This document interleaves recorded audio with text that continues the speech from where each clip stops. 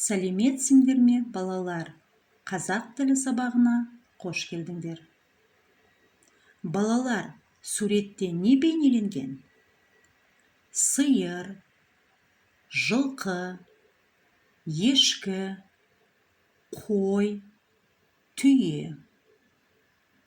Ендеше бүгінгі сабақтың тақырыбы үй жануарлары, жанды табиғат.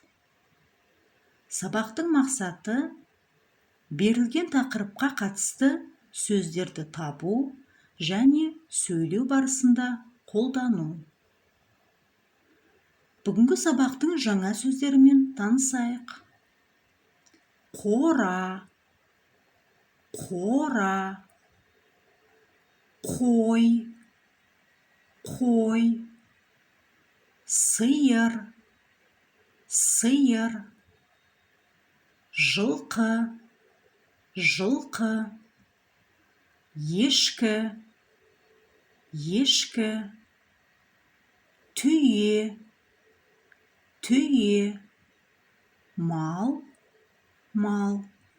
Жақсы. Мынау қора, жылқы, түйе, сиыр, қой, ешкі. Балалар, мәтінмен жұмыс жасаймыз.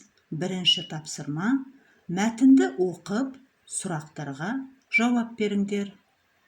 Жазда атамның ауылына бардым. Атамның қорасында жылқы, түйе, сиыр, қой, ешкі бар. Оларды үй жануарлары немесе мал деп атайды. Мен атама көмектестім. Малға шөп салдым, қораны тазаладым. Енді балалар, мәтін бойынша берілген сұрақтарға жауап беріңдер. Бірінші сұрақ: Әлібек жазда қайда барды? Екінші сұрақ: атасының қорасында не бар?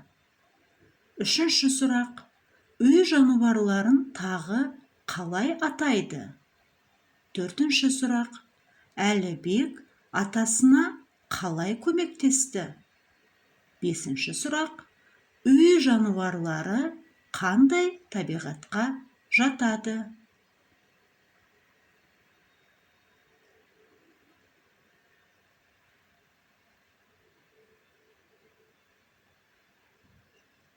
Тексереміз.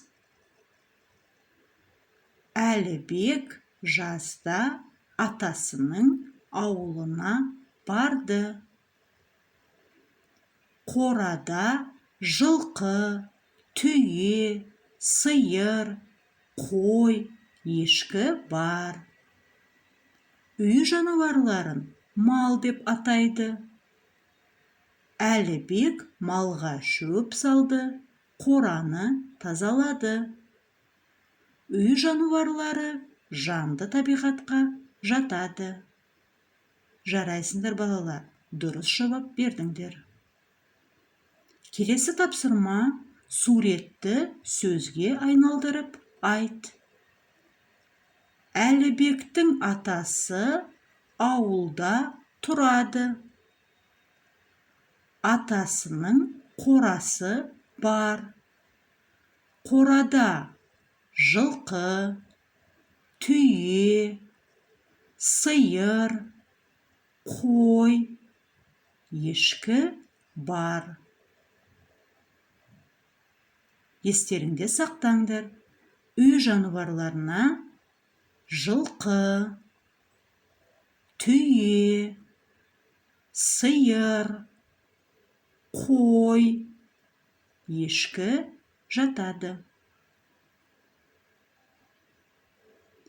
Бүгінгі сабақты қорытындылайық. Бүгін сабақта берілген тақырыпқа қатысты сөздерді таптық. Сөйлеу барысында жаңа сөздерді қолдандық. Сабағымыз аяқталды. Сау болыңдар.